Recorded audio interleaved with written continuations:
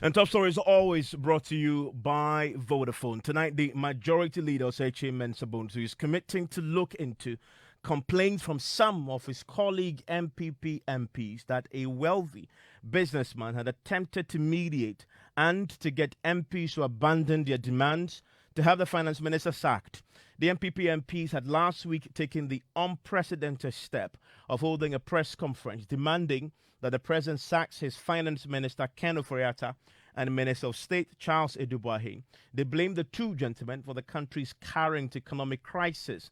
They served notice they will boycott government business in the House if the president fails to listen. But 24 hours later, they backtracked, making a massive U-turn after agreeing to the president's wishes to allow the finance minister to continue in office at least until after the IMF deal and the budget. Well, one of the lead voices of that majority group that revolted last week had subsequently, just last week on Joy News, gone public to warn against attempts to bribe them. Here's Andy Apiakubi, who is also the Member of Parliament for Asante Akim North, speaking to my colleague Raymond Aqua on the upfront. Let anybody give me any sense of accusing any one of us of having taken anything. And I challenge everybody to do that. And I'll be happy if somebody does that because I want to have opportunity to prove something. We are not motivated by any materialistic consideration. Did you take money to change your mind? Did we take money? Yes. You think we will do that? And I'm saying that I will come out with information that we are beyond the bribes. So you were approached with bribe? I am saying that we are beyond that. Our motivation is not the financial inducement. We don't have money in their pocket, but at least we have conscience. We will not reduce ourselves to that situation. And I warn you that though anybody who wants to attempt, please be advised. I'm sure we have sent this message to some people. They have sat upright. And I'm referring to situations of yesterday. Yeah. I am saying that we have sound enough warning to people who want to influence members of our coalition with materialism. It won't happen. People are trying to influence you. I have said that. I have proved to people. And I want to challenge anybody. Or listen, I'm saying that if I know that anybody in government owns even a business or owns even Joy FM, comes out to say that or puts in on a platform or puts in even on social media, we will see what will happen. And then they say your backtracking is strange. It's not. You let. I have not backtracked. Yeah. I have not backtracked, and I'm not afraid to say it. I'm only giving respect to what my majority caucus has said. But if it so happens that it does not materialize on the day we have all agreed that the man will resign, I will lead the charge. Well, in a yet-to-be-aired interview on PM Express later tonight at 9 p.m. on the Joy News channel, the majority leader, Kyei-Mensah-Bonsu, makes a substantial revelation that a businessman had attempted to mediate on the back of the MP's revolt last week to attempt to get them to back off their demands to have the finance minister sacked. He's now committed to look into the complaints. In fact, some of the MPP MPs themselves had approached him and complained about the moves being made by this particular wealthy businessman. Listen to Kyei-Mensah-Bonsu, who has been speaking in this yet-to-be-aired interview. You can listen to that in full on PM Express. Talk about the attempts by this businessman and his desire now to look into it. I've been away, and these things are happening fast. I've been away since Thursday with colleagues at the cabinet retreat. So I want to listen to them if anything has changed. If anything has changed and we have to, realign, we'll see what to do. If nothing has changed and the status quo must hold, we'll see what happens. Let me ask you, last week, Andy Apiakubi was on one of our programs. This was a program hosted by my colleague, Raymond Aqua. And he made a pronouncement that he's warning those in the party and in government who are attempting to influence. He was a mouthpiece that day at the press conference. Influence his side with materialism and material things to try and change course as far as Ken Ofori-Atta is concerned, to back off. There's a suggestion there that since they went public and since you met the president, there are forces now attempting to use material promises to try and influence your members in the House. I am not aware of that. I'm not privy to whatever inducements that people are offering. I'm not privy to that at all. As I told you, I've been away since Thursday. I've heard, though, that some businessman came here, was it the Thursday that I left? I came here Thursday early morning and left around, I think, 10 o'clock or so, to where we're having the cabinet retreat. I'm told on authority that some businessman came here and tried to do something. He's a businessman that I know. Honestly, I've not spoken with him ever since I heard that matter. And I don't want to, cite him here, but I've not spoken with him. I was told that he came here and tried to mediate in his own way what he thinks the problem is, and try to... This is a wealthy businessman, is he? Come again? This is a wealthy businessman, is he? Is a wealthy businessman that people know. And so that's all that I know about it. But he was repelled by the people and he was told to not to involve himself. So he went away. So that's all that I've heard. I don't know of any other thing. Okay. I mean, he wasn't here on the authority of Ken Ofori-Atta, was he? I've not spoken with him, and I don't want to be presumptuous. Of course, businessmen in Ghana have a reputation in these matters of using their wealth to try and influence. If that is what is something you want to look into? Well, if that is the case, I want to talk to that man and know his motive. But I mean, people could also be indulging in speculation. So we want to hear him to see what it is. Did they come here? What did they come with? Any inducement? What was the motivation? Not having heard him, I don't want to prejudge anything. Is he an MPP financier? Not that I know of. But he's known to be affiliated or has sympathies for the party? Well, he's a businessman, and I know that he deals with both sides of the political divide. Not, if you want me to pin him down to any political party, I think it will be difficult for me to do that. Because I know that, he has his own way of dealing with both sides of the political divide. And that is the majority leader, Kyei-Mensah-Bonsu. So you want to listen to the entire interview. It's at 9 p.m. on the Joy News channel.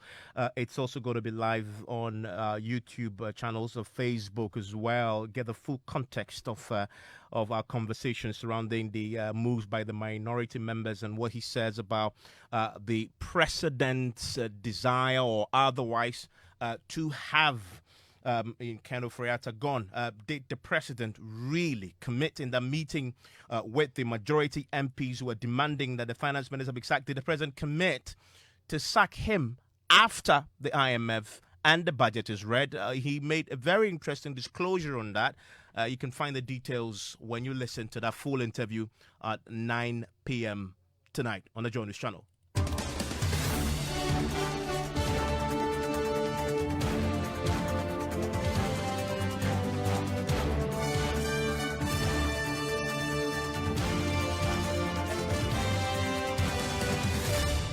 Well, one of the lead voices when it comes to the NPP MPs who had gone public last week, making their demands pretty known, is Andy Appiah-Kubi, who is also the Member of Parliament for Asante-Akim North. And remember, he was categorical last week, warning all those attempting to possibly bribe the MPs to back off because that won't happen. He joins us on the telephone line right now. Mr. Appiah-Kubi, I'm grateful for your time here on Top Story. Oh, thank you very much. I mean, this revelation by your leader that a wealthy businessman had come to Parliament, etc. What do you know about this? Thank you very much, and a very good afternoon to your viewers and listeners. Yes, I'm part of a group that organized a press conference in respect of the claim that Finance Minister must be released of his position. And indeed, we have been meeting on this subject matter, and there was an occasion that a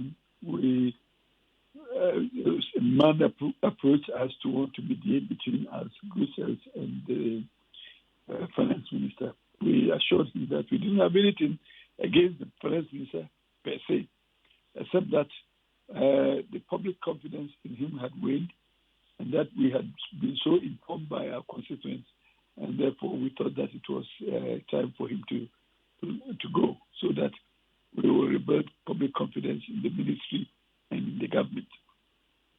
The man came and talked to us about it, wanting us to turn around and consider the decision to appeal to the president to relieve him.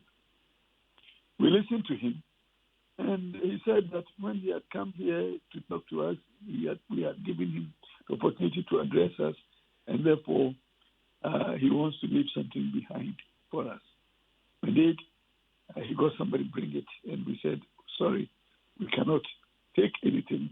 It is not for reason of money that we are taking this decision. We are motivated by our conscience to so do, and therefore it is not about materialism.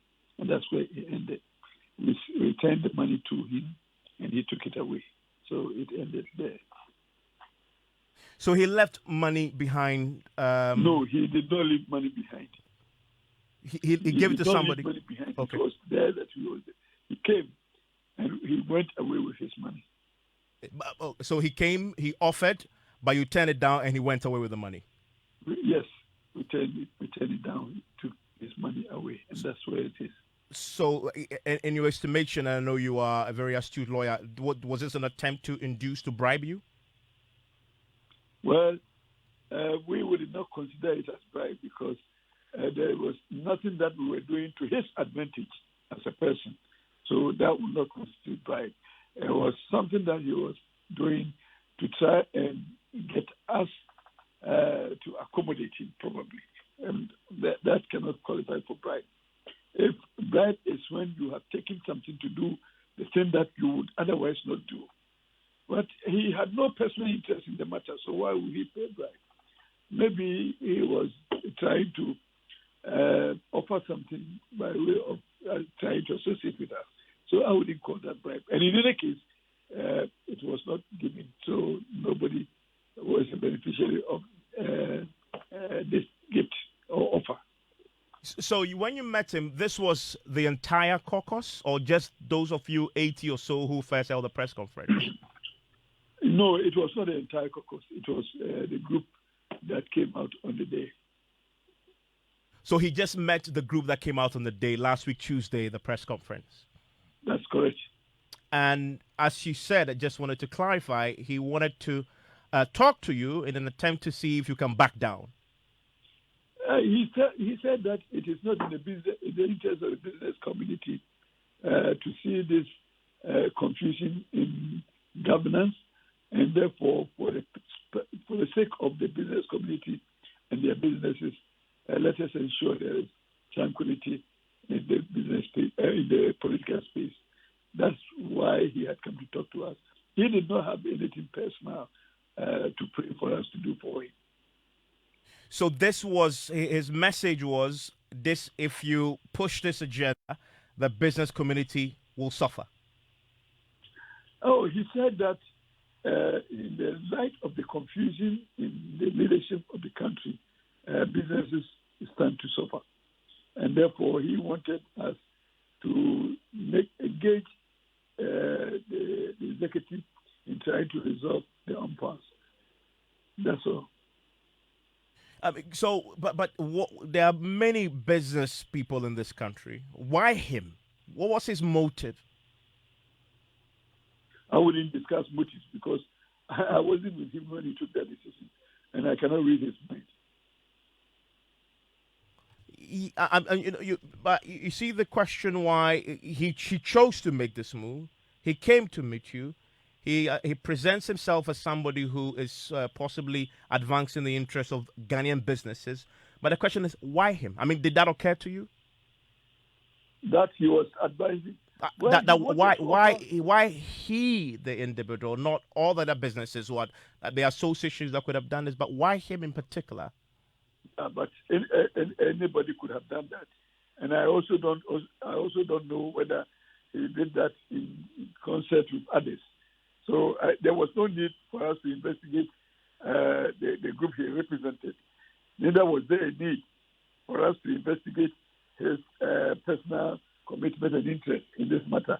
But I saw him more as a statesman and somebody who has business interests in Ghana, who is interested in the tranquility that exists within the leadership of the country.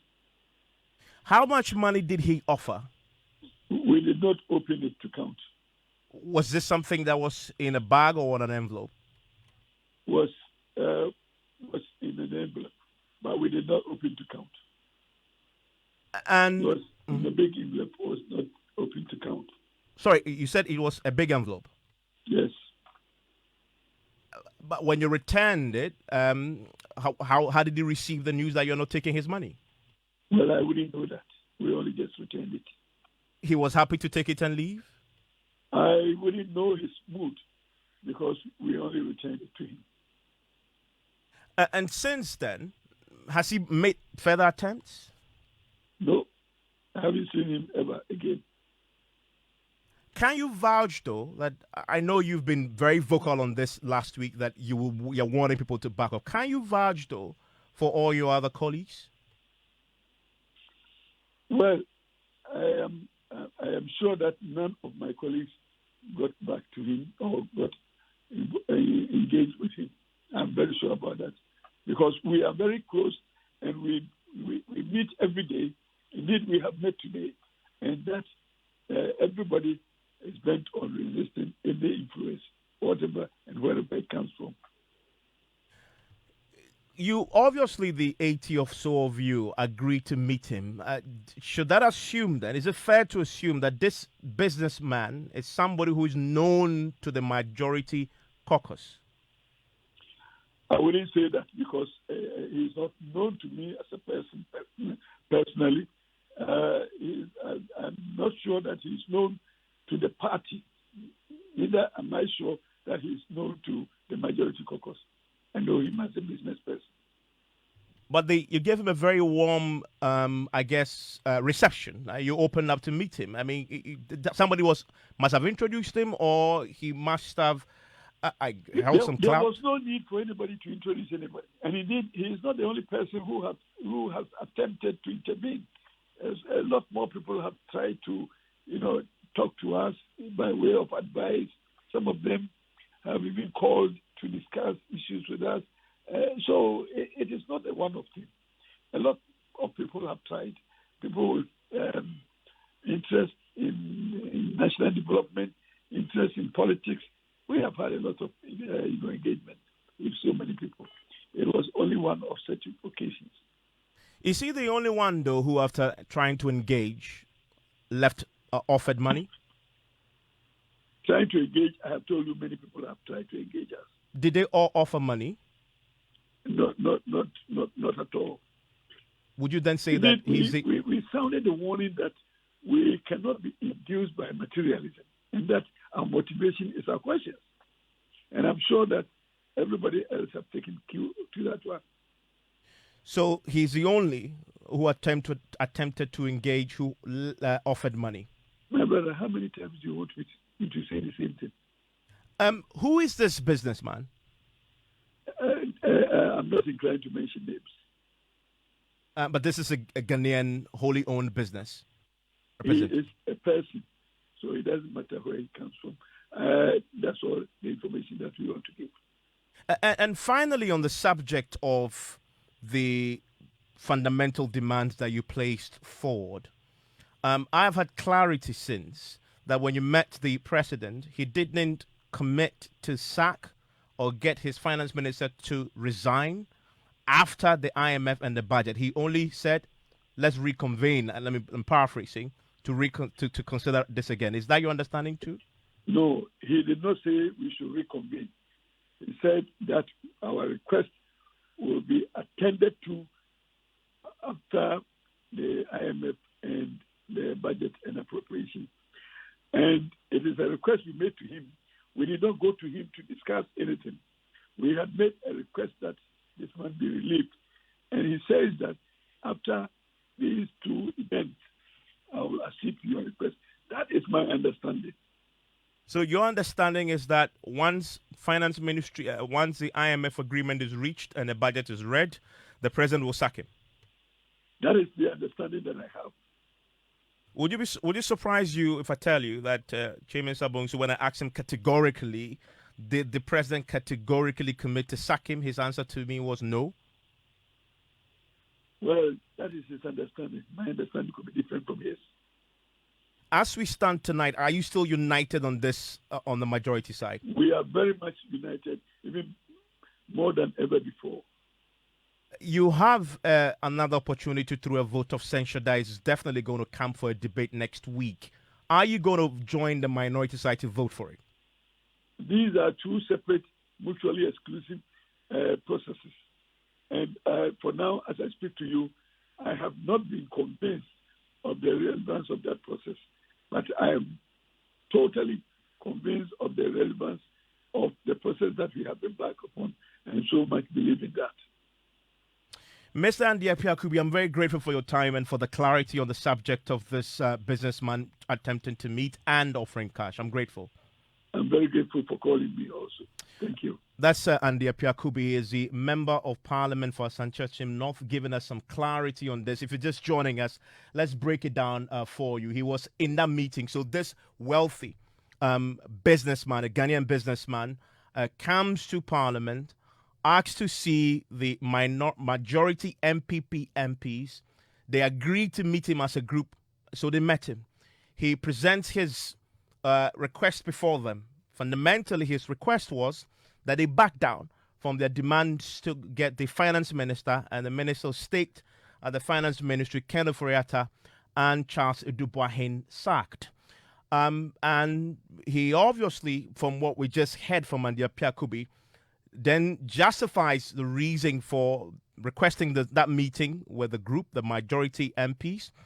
And he claims to them that the current economic turmoil and their pursuit of Ken Ofori-Atta's dismissal is injurious to the business interest of Ghanaian businesses in essence. And so he would wish that they back off and that it will hurt business interests. You heard Andy Appiah-Kubi say that. When that conversation was done, Andy Appiah-Kubi says this businessman then offered them an envelope with money in it. And the businessman, of course, then explained that he's offering this because he was thanking them for agreeing to meet him and extending that courtesy to him. He says they then declined to take the money and they returned the cash to the businessman, who he says had since not attempted to engage again. You heard the majority leader say to us earlier that this is something he wants to look into thoroughly and get to the bottom of it because he wasn't part of this meeting. Adam Senanu is the anti-corruption campaigner, joins us on the telephone line right now. Mr. Senanu, what's your reaction to these revelations? Well, thank you. I mean, we've long been extremely concerned about the monetization of our politics. I mean, to the extent that you may have elite capture and therefore you would have a government in place, but it will be doing the whims and caprices of some persons engaged in business transactions and who want some specific contracts, and therefore the systems are manipulated to the advantage of some group of individuals or companies and what have you. I don't think that this is something to be trivialized. Whereas the context is that, it affect businesses in the country. We are all aware that the trigger was the fact that they had taken a position that the Minister of Finance should be removed by the President. And we all know how global markets work. Your currency is depreciating, is falling by the day. There's a minister in place removing, changing, assures persons that, look, there should be some confidence, things will change. So why anyone would be thinking that this is something that would work against businesses and private interest in Ghana is surprising. And I think it deserves much more investigation. What interests was he seeking to protect, or what interests was he seeking to promote? And the question remains then, if you believe it should be probed further, who should? The majority leader has committed to look into it further because he wants to understand the motive as well. Should we leave it to the majority leader to do? No, obviously not. Indeed, there's a sense in which one is wondering whether this is not an attempt to throw a red herring because already we don't understand why within 24 hours the majority that had taken a position, and we don't have a clear statement on what the president has said, certainly says they've backed down or they've stood down. No, certainly not the majority leader. We probably want to find out from the special prosecutor whether this is something that he can take up. Adam Senano, I'm grateful for your time on this subject. Well, that's the first leg of this on Top Story. We are also today hearing on the floor of Parliament from the minority side on their vote of censure. And they are determined, they say, to see it through. And they're asking the majority side to join them, to vote to oust the finance minister. We have details of that and more on Newsnight in a minute.